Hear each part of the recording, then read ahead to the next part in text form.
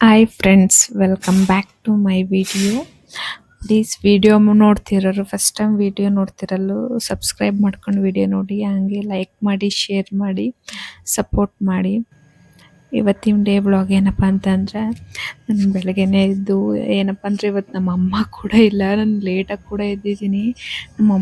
ನಮ್ಮಮ್ಮ ಅವ್ರ ಸೋದ್ರ ಮಾವಂದು ತಿಥಿ ಇತ್ತು ಅಂತ ಹೇಳಿ ಅವರು ಮೈಸೂರಿಗೆ ಹೋಗ್ಬೇಕು ಅಂತ ಹೇಳಿ ಹೋಗಿದ್ರು ನಿನ್ನೆ ಸಂಜೆನೇ. ನಾನು ಮರ್ತ್ಕೊಂಡು ಮಲ್ಕೊಂಡಿದ್ದೀನಿ. ಸುಮ್ಮನೆ ನನಗೆ ಡೈಲಿ ಅದು ಅಭ್ಯಾಸ ಆಗ್ಬಿಟ್ಟೈತಲ್ಲ, ನಿದ್ದೆ ಆಗಿರಲ್ಲ ಅಂತ ಹೇಳಿ ಮಲ್ಕೊಂಡು ಅಭ್ಯಾಸ ಆಗಿ ಸುಮ್ಮನೆ ಮಲ್ಕೊಬಿಟ್ಟಿದ್ದೀನಿ. ಮೇಲೆ ಎಚ್ಚರ ಆಯಿತು ನನಗೆ, ನಾನು ಎದ್ದಾಗ ಆಲ್ರೆಡಿ 8 ಗಂಟೆ ಆಗಿತ್ತು. ಆದರೂ ಕೂಡ ನಾನು ಇವತ್ತು ಬೇಗ ಏನಾಗುತ್ತೆ ಅದನ್ನು ಮಾಡ್ಕೊಳ್ಳೋಣ ಅಂತೇಳಿ ಫಸ್ಟ್ ಮೊಟ್ಟೆ ಬೇಯಕ್ಕೆ ಬಿಡೋಣ. ಎಗ್ ಬಿರಿಯಾನಿ ಮಾಡಿಬಿಟ್ರೆ ಬೇಗ ಸರಿಯಾಗಿಬಿಡುತ್ತೆ. ಶುಂಠಿ ಬೆಳ್ಳುಳ್ಳಿ ಪೇಸ್ಟ್ ಎಲ್ಲ ರೆಡಿ ಮಾಡಿ ಇಟ್ಕೊಂಡಿರ್ತೀನಲ್ಲ, ಹಂಗಾಗಿ ಅದನ್ನೇ ಬೇಗ ಆಗುತ್ತಲ್ಲ ಅಂಥೇಳಿ ಫಸ್ಟ್ ಮೊಟ್ಟೆ ಬೇಯಕ್ಕೆ ಬಿಡೋಣ, ಆಮೇಲೆ ಮಿಕ್ಕಿದ ಕೆಲಸ ಮಾಡ್ಕೊಳ್ಳೋಣ ಅಂಥೇಳಿ ಫಸ್ಟ್ ಮೊಟ್ಟೆ ಬೇಯೋದಕ್ಕೆ ಬಂದೆ. ಏನಪ್ಪ ಅಂದರೆ ನನಗೆ ಹುಷಾರಿರಲಿಲ್ಲ. ಈ ವಿಡಿಯೋ ಮಾಡಿಟ್ಟು ಆಲ್ರೆಡಿ 1 ವೀಕ್ ಆಗೈತೆ. ನನಗೆ ಎಡಿಟ್ ಮಾಡೋದಕ್ಕೆ, ವಾಯ್ಸ್ ಓವರ್ ಕೊಡೋದಕ್ಕೆ ಕೂಡ ಆಗಿರಲಿಲ್ಲ. ಇವಾಗಲೂ ಕೂಡ ವಾಯ್ಸ್ ಅಷ್ಟು ಕ್ಲಿಯರಾಗಿ ಆಗಿಲ್ಲ. ಸ್ವಲ್ಪ ವಾಯ್ಸಲ್ಲಿ ಚೇಂಜ್ ಐತೆ. ರೆಗ್ಯುಲರಾಗಿ ವಿಡಿಯೋ ನೋಡೋರಿಗೆ ಗೊತ್ತಿರುತ್ತೆ, ಹೊಸಬ್ರಿಗೆ ಸ್ವಲ್ಪ ಗೊತ್ತಾಗಲ್ಲ ಅನಿಸುತ್ತೆ. ಏನು ಅನಿಸುತ್ತೆ ಅಂದರೆ ಒಂದೊಂದು ಟೈಮು ಎಲ್ಲ ಕೆಲಸನೂ ನಾವೇ ಯಾಕೆ ಹೆಂಗಸರು ಮಾಡಬೇಕು, ಯಾಕೆ ಮನೇಲಿರೋ ಗಂಡಸರುಗಳು ಹೆಲ್ಪ್ ಮಾಡೋದಿಲ್ಲ ಅನಿಸುತ್ತೆ. ಪಾಪುವಿಂದ ಹಿಡ್ದು ಮನೆ ಕೆಲಸ, ಅವ್ರಗಳ ಕೆಲಸ ಪ್ರತಿಯೊಂದೂ ನಾವೇ ಮಾಡಬೇಕು. ಇದಕ್ಕೂ ಹೆಲ್ಪ್ ಮಾಡಲ್ಲ ಅಂದರೆ ಎಲ್ಲ ಗಂಡಸ್ರಿಗೂ ಹೇಳಲ್ಲ. ನಮ್ಮ ಮನೆಯಲ್ಲಂತೂ ನಮ್ಮ ಮನೆಯವರಂತೂ ಏನೂ ಮಾಡಿಕೊಡಲ್ಲ, ಎಲ್ಲನೂ ನಾನೇ ಮಾಡ್ಕೋಬೇಕು. ಅದಕ್ಕೆ ನಮ್ಮಮ್ಮ ಎಷ್ಟು ದಿವಸ ಇರುತ್ತೆ ಅಷ್ಟು ದಿವಸ ಇರಲಿ, ಅದಾದಮೇಲೆ ಯಾರನ್ನಾರು ಕೆಲಸದವ್ರು ನೋಡ್ಕೊಳ್ಳೋಣ ಅಂತ ಅಂದ್ಕೊಂಡಿದ್ದೀನಿ. ಏಕೆಂದರೆ 2 ಮಕ್ಕಳು ನೋಡ್ಕೊಂಡು ಅಷ್ಟು ಈಸಿ ಅಲ್ಲ ಮನೆ ಕೆಲಸ ಮಾಡೋದು ಅಂದರೆ, ಆಗೋದು ಇಲ್ಲ. ಇವಾಗ ನಮ್ಮ ಪಾಪು ಇವಾಗ 4 ಮಂತ್ಸ್ ಐತಲ್ಲ, ಅವಳು ದಿನ ಆಗ್ತಾ ಅವಳು ಮುಂದೆ ಕೂತ್ಕೊಂಡೇ ಇರಬೇಕು. ಅವಳು ಎದ್ದಿದ್ರೆ ಅವಳ ಜೊತೆನೇ ಇರಲೇಬೇಕು, ಇಲ್ಲಾಂದರೆ ಅಳ್ತಾಳೆ, ಅವಳು ಹಠ ಮಾಡ್ತಾಳೆ. ಅವಳ ಜೊತೆಗೆ ಇವನು ಕೂಡ ನಂಗೆ ಏನಾರು ಮಾಡಿಕೊಡ್ಬಾ, ನನಗೆ ಹೊಟ್ಟೆ ಸಿಗ್ತೈತೆ ಕೊಡ್ಬಾ, ಅದು ಮಾಡ್ಬಾ, ಇದು ಮಾಡ್ಬಾ ಅಮ್ಮ ಅಂತ ಸಣ್ಣಲು ಕರೀತಾನೆ ಇರ್ತಾನೆ. ನಮಗೆ ಯಾರ ಕಡೆ ನಿಜ ಒಂದೊಂದ್ಸರಿ ಎಲ್ಲರನ್ನೂ ಬಿಟ್ಬಿಟ್ಟು ಎಲ್ಲರೂ ಹೋಗ್ಬಿಡೋಣ ಅನಿಸುತ್ತೆ. ಬೆಳಗ್ಗೆ ಇದ್ದರೆ ನಾವು ಇವನು ನನ್ನ ಮಗ ಹರ್ಗಿರ್ತಾನಲ್ಲ, ಅದನ್ನು ತೆಗಿಯೋದೇ ಆಗುತ್ತೆ. ಅಲ್ಲೋಸಿ ಇಲ್ಲೋಸಿ ಎಲ್ಲ ಆತನು ಒಂದು ಸ್ವಲ್ಪ ಆಟ ಸಾಮಾನುಗಳು ತೆಗ್ದು ಎಸ್ತಿರ್ತಾನೆ. ಡೈಲಿ ಎದ್ರೆ ಬರೀ ಎಲ್ಲೆಲ್ಲಿ ಯಾವ ಮೂಲೆಯಲ್ಲಿ ಏನೇನು ಎಸ್ತಿದ್ದಾನೆ ಅಂತ ಹುಡ್ಕೋದೇ ಆಗುತ್ತೆ, ತೆಗ್ದಿಡೋದೇ ಆಗುತ್ತೆ. ಎಲ್ಲಿ ಬೇಕಲ್ಲೆಲ್ಲ ಬಿಚ್ಚೆಲ್ಲಾಡ್ತಾ ಇರುತ್ತೆ ಎಲ್ಲನೂ. ನಮ್ಮ ಹಸ್ಬೆಂಡ್ ಒಂದು ಸ್ವಲ್ಪ ತೆಗ್ದು ಆ ಕಡೆ ಈ ಕಡೆ ಏನೇನೋ ಎಸ್ತಿದ್ರೆ, ನನ್ನ ಮಗ ಎಲ್ಲನೂ ತೆಗ್ದು ಚಲ್ಲಾಂಪಿಲಿ ಮಾಡಿ ಎಸ್ತಿರ್ತಾನೆ. ಅವು ಬೇಕು ಬೇಡವೋದವೆಲ್ಲ ನೋಡಿ ನಾನು ತೆಗ್ದಿಡಬೇಕು ಬೆಳಗ್ಗೆ ಆದರೆ. ಅದೇನು ಹಂಗೆ ಇರುತ್ತೆ ಅಂತ ಹೇಳೋಕ್ಕಾಗಲ್ಲ ದಿನ ಎಲ್ಲವ. ಅದೇನಿದ್ರು 1 ಅವರ್ ಅಷ್ಟೇ, ಆ ಥರ ನಾನು ಕ್ಲೀನ್ ಮಾಡ್ದಂಗೆ ಇರೋದು. ಅದಾದಮೇಲೆ ಯಥಾಸ್ಥಿತಿ ಮನೆ ಮತ್ತೆ ಎಲ್ಲ ಹರಗ್ದಂಗೆ ಇರುತ್ತೆ ಅಂತ ಹೇಳಿ ಕ್ಲೀನ್ ಮಾಡ್ದಲೇ ಇರೋದಕ್ಕೂ ಆಗೋದಿಲ್ಲ ಅಲ್ವಾ. ಅವಾಗೆಲ್ಲ ಕ್ಲೀನಾಗಿದ್ದು ಅಭ್ಯಾಸ ಆಗಿ ಇವಾಗ 2 ಮಕ್ಕಳಾದ್ಮೇಲೆ ಕ್ಲೀನ್ ಮಾಡೋಕ್ಕೆ ಟೈಮ್ ಸಾಲ್ತಿಲ್ಲ. ಕ್ಲೀನ್ ಮಾಡಿದ್ರು ಮನೆ ಕ್ಲೀನಾಗಿರುತ್ತೆ ಅಲ್ಲ, ಅದೊಂದು ಬೇಜಾರು ನನಗೆ. ಇವಾಗ ಕರೆಕ್ಟಾಗಿ ದೇವ್ರ ಪೂಜೆಗಳು ಮಾಡೋದಕ್ಕೆ ಆಗ್ತಾಯಿಲ್ಲ, ಅದು ಅಂತೂ ಸಖತ್ತು ಬೇಜಾರಾಗ್ತೈತೆ. ಹಾಗಾಗಿ ನಾನು ನಮ್ಮ ಅಮ್ಮಂಗೆ ಹೇಳಿದ್ದೀನಿ, ಎಷ್ಟು ದಿವಸ ಇರ್ತೀರ ಕರೆಕ್ಟಾಗಿ ಹೇಳಿ, ನನಗೆ ಮನೆ ಕೆಲಸದವ್ರಿಗೆ ಹೇಳ್ತೀನಿ ಅಂತವ. ನನಗೆ ಮನೆ ಒಳಗಡೆ ಪೂಜೆ ಮಾಡಲಿಲ್ಲ ಅಂದರೆ ಇರೋಕ್ಕಾಗಲ್ಲ, ಮನೆ ಒರ್ಸೋಕ್ಕೆ ಟೈಮ್ ಸಾಲಲ್ಲ, ಆಗೋದೇ ಇಲ್ಲ ನನಗಂತೂ. ಎಷ್ಟೊತ್ತಿಗೆ ಮಾಮೂಲಿ ಹಂಗೆ ನನ್ನ ಮಾಮೂಲಿ ರೆಗ್ಯುಲರ್ ರೂಟೀನ್ ಏನಿತ್ತು ಪಾಪ ಆಗೋಕ್ಕೆ ಮುಂಚೆ, ಆ ಥರ ರೂಟೀನ್ ಯಾವಾಗ ಸ್ಟಾರ್ಟ್ ಆಗುತ್ತಪ್ಪ ಅಂತ ಅನ್ನಿಸ್ತೈತೆ. ಆವಾಗ ಎಷ್ಟು ಆರಾಮಾಗಿದ್ದೆ, ಫ್ರೀಯಾಗಿದ್ದೆ. ಇವಾಗಂತೂ ಫ್ರೀ ಆರಾಮು ನನ್ನದೇ ಅಂತ ಟೈಮು ಅಥವಾ ಪೂಜೆ ಮಾಡೋ ಟೈಮು ಎಲ್ಲ ಹೊರಟೋಗ್ಬಿಟ್ಟೈತೆ. ಅದೇ ಬೇಜಾರು ಅನ್ನಿಸ್ತೈತೆ ನನಗೆ. ಒಬ್ಬರು ಯಾರಾದರೂ ಹೆಲ್ಪಿಗಿದ್ರೆ ಏನೂ ಅಷ್ಟು ಅನಿಸಲ್ಲ. ಯಾರಾದ್ರು ಅದೇ ನೋಡೋಣ ಆದಷ್ಟು ಬೇಗ ಒಬ್ಬರು ನೋಡಿದ್ದೀವಿ ಆಲ್ರೆಡಿ ಕೆಲಸದವ್ರನ್ನ. ಆದರೆ ನಮ್ಮಮ್ಮ ಇತ್ತಲ್ಲ ಅಂತೇಳಿ ಸುಮ್ಮನೆ ಯಾಕೆ ನಾವೇ ಇಬ್ಬರು ಇರ್ತೀವಲ್ಲ ಮಾಡ್ಕೋಬೋದು ಅಂತೇಳಿ, ಅವ್ರು ಹೋದ್ಮೇಲೆ ಕರ್ಸ್ಕೊಳ್ಳೋಣ ಅಂತೇಳಿ ಸುಮ್ಮನೆ ಇದ್ದೆ ನಾನು ಕೂಡ ಎಲ್ಲ ಮನೆಯೆಲ್ಲ ಫುಲ್ ಕ್ಲೀನ್ ಮಾಡಿ, ನಾನು ಕೂಡ ಫ್ರೆಶ್ ಅಪ್ ಆಗಿ ಹಂಗೆ ಫೇಸ್ ವಾಶ್ ಮಾಡ್ಕೊಂಡೆ. ನಾನು ಮಾರ್ನಿಂಗ್ ಟೈಮೇ ಸ್ನಾನ ಮಾಡೋಕ್ಕೆ ಟೈಮ್ ಸಾಲೋದಿಲ್ಲ, ಹಂಗಾಗಿ ನಾನು ಮಾರ್ನಿಂಗೇ ಸ್ನಾನ ಮಾಡೋದಕ್ಕೆ ಹೋಗಲ್ಲ, ಮಧ್ಯಾಹ್ನ ಟೈಮೇ ಯಾವಾಗ್ಲೂ. ಇವಾಗಷ್ಟೇ ಫೇಸ್ ವಾಶ್ ಮಾಡಿಕೊಂಡು ನಾನು ರೆಡಿಯಾಗಿ ತಿಂಡಿ ಮಾಡಬೇಕಲ್ಲ, ಟೈಮ್ ಆಗಿರುತ್ತೆ. ಮತ್ತು ನನ್ನ ಮಗನ ಸಮ್ಮರ್ ಕ್ಯಾಂಪಿಗೂ ಕೂಡ ಕಳಿಸ್ಬೇಕು.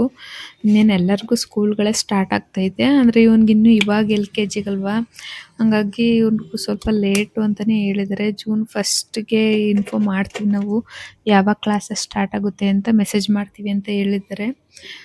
ನೋಡಬೇಕು ಅವ್ನು ಯಾವಾಗಲಿಂದ ಕಳಿಸ್ಬೇಕು ಅಂತ. ಇವಾಗಷ್ಟೇ ಸಮ್ಮರ್ ಕ್ಯಾಂಪ್ ಇನ್ನೊಂದು 2 ಡೇಸ್ ಅಷ್ಟೇ ಅನಿಸುತ್ತೆ. ಆ ಸಮ್ಮರ್ ಕ್ಯಾಂಪು ಮುಗಿದೋಗುತ್ತೆ, 1 ವೀಕ್ ಗ್ಯಾಪ್ ಇರುತ್ತೆ, ಮತ್ತು ಜೂನಿಂದ ಕ್ಲಾಸಸ್ ಸ್ಟಾರ್ಟ್ ಅಂತ ಹೇಳಿದರೆ. ಜೂನ್ 10ಗೇನೋ ನಾವು ಯೂನಿಫಾರ್ಮ್ ಬುಕ್ಸ್ ಎಲ್ಲ ಕೊಡೋದು ಅಂತ ಹೇಳಿದರು, ಕೇಳಿದ್ದೆ ಅದಕ್ಕೆ. ಮತ್ತು ಏನಪ್ಪ ಅಂತಂದರೆ, ನಾವು ಯಾವುದೇ ಕ್ರೀಮ್ ಯೂಸ್ ಮಾಡಲಿ, ಮಾಯ್ಶ್ಚರೈಸರ್ ಆಗಲಿ, ಸನ್ಸ್ಕ್ರೀನ್ ಆಗಲಿ, ಯಾವುದನ್ನೇ ಯೂಸ್ ಮಾಡಿದರೂ ಫೇಸ್ ಮತ್ತು ನೆಕ್ಕಿಗೆ ಎರಡಕ್ಕೂ ಕೂಡ ಅಪ್ಲೈ ಮಾಡಬೇಕು. ಅದೇ ಬೆಸ್ಟ್, ಅದೇ ಒಳ್ಳೆಯದು ಕೂಡ. ಇವಾಗ ಮಾಯ್ಶ್ಚರೈಸರ್ ಫೇಸು ಮತ್ತು ನೆಕ್ಕು ಬೇರೆ ಬೇರೆ ಅಲ್ಲ, ಸ್ಕಿನ್ನು ಎರಡು ಒಂದೇ ಸ್ಕಿನ್ನು, ಹಂಗಾಗಿ ಎರಡು ಸೆನ್ಸಿಟಿವ್ ಇರುತ್ತೆ. ಯಾವುದೇ ಸನ್ಸ್ಕ್ರೀನ್ ಆಗಲಿ ನೀವು ಫೇಸ್ಗೆ ಅಪ್ಲೈ ಮಾಡೋದಾದರೆ ನೆಕ್ಕು ಕೂಡ ಅಪ್ಲೈ ಮಾಡಿ. ನಾನು ಇವಾಗ ವಿಶ್ ಕೇರ್ದು ನಾನು ಲಿಪ್ ಕೇರ್ ತರಿಸಿದ್ದೀನಿ, ಅದಂತೂ ತುಂಬ ಚೆನ್ನಾಗೈತೆ. ಮತ್ತು SPF ಅಲ್ಲಿ ತರಿಸಿದ್ದೀನಿ, ಏಕೆಂದರೆ ನಂದು ಬೇಗ ಲಿಪ್ ಟ್ಯಾನ್ ಆಗೋದು ಮತ್ತು ಲಿಪ್ಸ್ಟಿಕ್ ಯೂಸ್ ಮಾಡೋದ್ರಿಂದ ಬೇಗ ಡಾರ್ಕ್ ಆಗೋದು ಅಂತ ಹೇಳಿ ಲಿಪ್ ಕೇರ್ ತರಿಸ್ಕೊಂಡಿದ್ದೀನಿ. ಚೆನ್ನಾಗೈತೆ, ಬೆಟರು. ಮತ್ತು ಇವಾಗೆಲ್ಲ ನಾನಂತೂ ತಿಂದು ದಪ್ಪ ಆಗಿದ್ದೀನಲ್ಲ, ನಂಗೆ ಬರೀ ಹಿಂಗೆ ಬಕ್ಕೊಂಡ್ರೆ ಡಬಲ್ ಚಿನ್ ಕಾಣಿಸುತ್ತೆ. ಇದೆಲ್ಲ ಮುಗಿಸ್ಕೊಂಡು ಮತ್ತೆ ತಿಂಡಿ ಮಾಡೋಣ ಅಂತ ಹೇಳಿ ಹೋದ್ರೆ ಕೊತ್ತಂಬರಿ ಸೊಪ್ಪು ಇರಲಿಲ್ಲ. ಆಮೇಲೆ ಹೋಗಿ ಅಂಗಡಿ ಹತ್ರಕ್ಕೆ ಹೋಗಿ ತಗೊಂಬಂದೆ. ಅವರ ಕೊತ್ತಂಬರಿ ಸೊಪ್ಪಿಗೆ 20 ರೂಪಾಯಿ ಇಸ್ಕೊಂಡ್ರು. ನನಗಂತೂ ಏನು ಹೋಗಿ ತರದಲ್ಲೇ ಆ ರೇಟ್ ಕೇಳಿ ನನಗೆ ಶಾಕ್ ಆಗುತ್ತೆ. ಹೌದಾ, ಇಷ್ಟೊಂದು ಐಕಂತೆ ಸೊಪ್ಪಿಗೆ ಅಂತ ಅನಿಸುತ್ತೆ. ಇವಾಗೆಲ್ಲ ಡಿಮ್ಯಾಂಡ್ ಆಗಿದೆ ಕಣಮ್ಮ, ಸಿಗ್ತಾನೆ ಇಲ್ಲ ಸಾಂಬಾರು ಸೊಪ್ಪನ್ನೇ ಅಂತ ಹೇಳಿದರು. ಸರಿ, ಇನ್ನೇನು ಬೇಕೇ ಬೇಕಲ್ಲ ಮಾಡೋದಕ್ಕೆ ಅಂತ ಹೇಳಿ 20 ರೂಪಾಯಿ ಆದರೂ ತರಬೇಕು, 30 ರೂಪಾಯಿ ಆದ್ರೂ ತರಲೇಬೇಕು. ಬೇಗ ತಿಂಡಿ ಮಾಡೋಣ ಅಂತ ಹೇಳಿ ಎಲ್ಲ ಬಿಡಿಸ್ಕೊತಿದ್ದೆ. ನನ್ನ ಮಗನೂ ಬಂದು ಅದು ಇದು ಅಂತ ಹೇಳಿ ಮಾತಾಡಿಸ್ತಿದ್ದ. ಮತ್ತು ನಾವು ಒಂದು ಫಂಕ್ಷನ್ಗೆ ಹೋಗ್ಬೇಕಿತ್ತು ಇವತ್ತು. ನಾನು ಹೋಗೋದು ಬೇಡ ಅಂತ ಅಂದ್ಕೊಂಡಿದ್ದೆ, ಸುಮ್ಮನೆ ಏನಕ್ಕೆ ಮಗು ಎಲ್ಲ ಕರ್ಕೊಂಡು ಅಂತ ಹೇಳಿ ಹೋಗೋಣ ಅಂತ ಹೇಳಿದರು ನಮ್ಮ ಹಸ್ಬೆಂಡ್. ಅದಕ್ಕೆ ಹೋಗೋಣ ಅಂತ ಹೇಳಿ ರೆಡಿ ಆಗಬೇಕಲ್ಲ, ಬೇಗ ತಿಂಡಿ ಮಾಡ್ತಿದ್ದೆ. ನಾನು ಫಸ್ಟ್ ಎಗ್ ಬಿರಿಯಾನಿ ಮಾಡೋದಕ್ಕೆ ಮೊಟ್ಟೆ ಬೇಯಿಸ್ಕೊಂಡು ಇಟ್ಕೊಂಡಿದ್ನಲ್ಲ, ಅದನ್ನು ಕಟ್ ಮಾಡಿ ಸ್ವಲ್ಪ ಖಾರದ ಪುಡಿ, ಉಪ್ಪು ಪುಡಿ, ಸಾಂಬಾರು ಪುಡಿ ಎಲ್ಲನೂ ಹಾಕಿ ಫ್ರೈ ಮಾಡಿ ಇಟ್ಕೊತೀನಿ. ಅದೇ ಎಣ್ಣೆಗೆ ಇನ್ನೊಂದು ಸ್ವಲ್ಪ ಎಣ್ಣೆ ಬಿಟ್ಬಿಟ್ಟು ಮಾಮೂಲಿಯಾಗಿ ಮಾಡ್ಕೊತೀನಿ. ನಾನು ತಿಂಡಿ ಎಲ್ಲ ಮುಗಿಸ್ಕೊಂಡೆ. ಪಾಪುಗೆ ಇವತ್ತು ಸ್ನಾನ ಮಾಡಿಸ್ಬೇಕಿತ್ತು. ನಾನು ಡೈಲಿ ರೆಗ್ಯುಲರಾಗಿ ಸ್ನಾನ ಮಾಡಿಸಲ್ಲ ಅವಳಿಗೆ, ಒನ್ ಡೇ ಬಿಟ್ಟು ಒನ್ ಡೇ ಮಾಡಿಸ್ತೀನಿ. ಏನಕ್ಕೆ ಅಂದರೆ ಶೀತ ಆಗುತ್ತಲ್ಲ, ಅದಕ್ಕೋಸ್ಕರ ನಾನು ಡೈಲಿ ಸ್ನಾನ ಮಾಡ್ಸೋಕ್ಕೆ ಹೋಗಲ್ಲ. ಎಣ್ಣೆ ಹಚ್ಚೋಣ, ಆಯಿಲ್ ಮಸಾಜ್ ಮಾಡಬೇಕಲ್ಲ ಅವಳಿಗೂ. ಇವಾಗ ಮಾಡಿದೆ ಮಕ್ಕಳಿಗೆಲ್ಲವ. ಆಯಿಲ್ ಮಸಾಜ್ ತುಂಬಾ ಒಳ್ಳೆಯದು ಮಕ್ಕಳುಗಳಿಗೆ. ನಾನು ಇದು ಮನೇಲೇ ಬಿಡಿಸಿದ ಕೊಬ್ಬರಿ ಎಣ್ಣೆ, ಅವಳಿಗೆ ಮಾಮೂಲಿ ಹಂಗೆ ರೆಗ್ಯುಲರಾಗಿ ಬಾದಾಮ್ ಆಯಿಲ್ ಆಗ್ತಿದೆ. ಅದು ಖಾಲಿ ಆಗೈತೆ ಅಂತ ಹೇಳಿ ಇದು ನಾವೇ ಬಿಡಿಸ್ಕೊಂಡಿದ್ದೆಲ್ಲ ಕೊಬ್ಬರಿ ಎಣ್ಣೆ, ಹಾಗಾಗಿ ಅದನ್ನೇ ಯೂಸ್ ಮಾಡಿದರೆ ಏನೂ ಆಗಲ್ಲ ಅಂತೇಳಿ ಅದನ್ನೇ ಯೂಸ್ ಮಾಡ್ಕೊತಿದ್ದೆ ಅವಳಿಗೆ ಮಸಾಜ್ ಮಾಡೋದಕ್ಕೆ ಅಂತ ಹೇಳಿ. ಅವಳಿಗೂ ಮಸಾಜ್ ಎಲ್ಲ ಮಾಡಿ ಒಂದು 10 to 15 ಮಿನಿಟ್ಸ್ ಮಸಾಜ್ ಮಾಡಿ ಸ್ನಾನ ಮಾಡಿಸಿ ಅವಳಿಗೂ ಮಲಗಿಸಿ ರೆಡಿ ಮಾಡಿ ಮಲಗಿಸಿದ್ದೆ. ಅದಾದಮೇಲೆ ನೆಕ್ಸ್ಟು ನನ್ನ ಮಗ ಇರ್ತಾನಲ್ಲ, ಅವನು ಫಸ್ಟ್ ಅವಳಿಗೆ ಸ್ನಾನ ಮಾಡಿಸ್ತಿದ್ದಂಗೆ ಬಿಟ್ಬಿಡ್ತಾನೆ. ಅವಳಿಗೆ ಎಂತಕ್ಕೆ ಸ್ನಾನ ಮಾಡಿಸಿದ್ಯಮ್ಮ, ನನಗೂ ಸ್ನಾನ ಮಾಡಿಸು, ನನಗೆ ಯಾಕೆ ಸ್ನಾನ ಮಾಡಿಸಿಲ್ಲ ಅಂತ ಅವನಿಗೂ ಕೂಡ ರೆಡಿ ಮಾಡಿದೆ. ಅದಾದಮೇಲೆ ಬಟ್ಟೆ, ನಾವು ಮಕ್ಕಳು ಇದ್ದ ಮೇಲಂತೂ ಮುಗ್ದೋಯ್ತು ನಮ್ಮದಾದ್ರೆ. ಅವಾಗ ಹೆಂಗೋ ನಡೆಯೋದು, ಇವಾಗಂತೂ ಮಕ್ಕಳಿರೋ ಕಾರಣ ಡೈಲಿ ಬಟ್ಟೆ ತೊಳೆದು ಒಣ ಹಾಕಲೇಬೇಕು, ಇಲ್ಲಾಂದರೆ ಆಗೋದೇ ಇಲ್ಲ.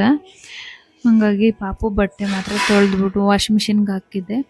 ವಾಷಿಂಗ್ ಮಿಷಿನ್ಗೆ ಹಾಕಿದ್ಮೇಲೆ ಅವೆಲ್ಲ ಒಣ ಹಾಕ್ಬಿಟ್ಟು ನಾನು ಕೂಡ ಫ್ರೆಶ್ ಅಪ್ ಆಗಿ ರೆಡಿ ಆಗೋಣ ಹೋಗೋದಕ್ಕೆ ಅಂತೇಳಿ ಹೊರಟ್ವಿ. ನಾವು ಕೂಡ ಎಲ್ಲಿ ಅಂದರೆ ಕುಂದೂರು ಮೇಲಿಯಮ್ಮನ ದೇವಸ್ಥಾನದ ಹತ್ರ ಫಂಕ್ಷನ್ ಇದ್ದಿದ್ದು, ಬೀಗ್ರೂಟಕ್ಕೆ ಹೋಗ್ತಿದ್ದಿದ್ದು. ಅಲ್ಲಿ ಹೋದ್ವಿ ನಾವು ಕೂಡ. ಆಲ್ರೆಡಿ ಎಲ್ಲ ಬಂದಿದ್ರು ನಮ್ಮ ಮನೆಯವರು ಎಲ್ಲರೂ. ಅಂದರೆ ನಮ್ಮ ಅತ್ತೆ ಮಾವೆಲ್ಲ ಊರಲ್ಲಿ ಇರ್ತಾರಲ್ಲ, ಅವರೆಲ್ಲ ಹಂಗೆ ಬಂದಿದ್ರು. ನಾವು ಹಿಂಗಾಸ್ ಹೋಗಿದ್ವಿ. ಎಲ್ಲ ಫಂಕ್ಷನ್ಗೆ ಹೋದ್ಮೇಲೆ ಅಲ್ಲಿ ಫೋಟೋ ಗಿಟೋ ತೆಗೆಸ್ಕೊಬಂದು ನಾನು ಕೂತಿದ್ದೆ. ಪಾಪು ಎತ್ಕೊಳ್ಳೋಕೆ ಯಾರೂ ಇರಲಿಲ್ಲ. ಊಟ ಮಾಡೋಕೆ ಹೋಗೋಣ ಅಂದರೆ ಇವತ್ತು ನಮ್ಮ ಅಮ್ಮನೂ ಇರಲಿಲ್ವಲ್ಲ, ಮೈಸೂರಿಗೆ ಹೋಗಿದ್ರಲ್ಲ. ಅವರಿದ್ದರೆ ಒಂದು ಪಕ್ಷ ಹೆಂಗೋ ಆಗೋಗೋದು. ಕೊನೆಗೆ ಊಟ ಮಾಡ್ಕೊಂಡು ಬಂದ್ವಿ. ಇವರು ನಮ್ಮ ಮಾವ, ನಮ್ಮ ಮಾವನ ಪಕ್ಕ ಕೂತಿದ್ರಲ್ಲ, ಅವರಮ್ಮ. ಅಂದರೆ ನಮಗೆ ಏನಾಗಬೇಕು ಅಂದರೆ ಮುತ್ತಜ್ಜಿನ ಏನೋ ಆಗಬೇಕೇನೋ, ಅಷ್ಟು ವಯಸ್ಸಾಗಿದ್ರು ಅವ್ರು ಹಂಗಿದ್ದಾರೆ ಇನ್ನೂ. ಈ ಏಜಲ್ಲೂ ಕೂಡ ಚೆನ್ನಾಗಿ ಓಡಾಡ್ತಾರೆ, ಮಾತಾಡ್ತಾರೆ, ತುಂಬ ಆ್ಯಕ್ಟಿವ್ ಆಗಿದ್ದಾರೆ. ನಿಜ, ಅವ್ರು ನೋಡಿದ್ರೆ ತುಂಬ ಖುಷಿ ಅನಿಸುತ್ತೆ. ಅವರು ಆ್ಯಕ್ಟಿವ್ ಆಗಿರೋದು ನೋಡಿದ್ರೆ ಈ ವಯಸ್ಸಿನಲ್ಲೂ ಕೂಡ. ನಮ್ಮ ಅಪ್ಪ ಕರಿತಾ ಇದ್ರು. ಅವ್ರ ಮೊಮ್ಮಗಳು ಬಣಿತನಕ್ಕೆ ಅಂತ ಹೇಳಿ ಅವ್ರ ಮನೆಗೆ ಹೋಗಿರೋ 1 ವರ್ಷ ಆಗಿತ್ತು. ಹೋಗಿ ಬಂದಿರ್ಲಿಲ್ವ ಅಂತ ಹೇಳಿ ಬಾರವ್ವ ಮನೆಗೆ ಹೋಗೋಣ, ಊರಿಗೆ ಹೋಗೋಣ ಬಾ ಅಂತ ಕರಿತಿತ್ತು ನಮ್ಮಪ್ಪ. ಅದಕ್ಕೆ ಅಜ್ಜಿನ ಬರೋದಿಲ್ಲ ಕಂದ್ಬಿಡು ಅಲ್ಲೇ ಇರ್ತೀನಿ ಅಂತ ಹೇಳ್ತಿದ್ರು. ಇದೆಲ್ಲ ಮುಗಿಸ್ಕೊಂಡು ನಾವು ಕೂಡ ಮನೆಗೆ ಹೊರಟ್ವಿ. ಎಲ್ಲ ಫಂಕ್ಷನ್ ಎಲ್ಲ ಮುಗಿತಲ್ಲ ಅಂತ ಹೇಳಿ. ಇವತ್ತಿನ ಬ್ಲಾಗ್ ಇಷ್ಟೇ. ಈ ಬ್ಲಾಗ್ ನಿಮ್ಗೆ ಇಷ್ಟ ಆಗಿರೋ ಲೈಕ್ ಮಾಡಿ, ಶೇರ್ ಮಾಡಿ, ಹಂಗೆ ಸಬ್ಸ್ಕ್ರೈಬ್ ಆಗಿ. Thank you.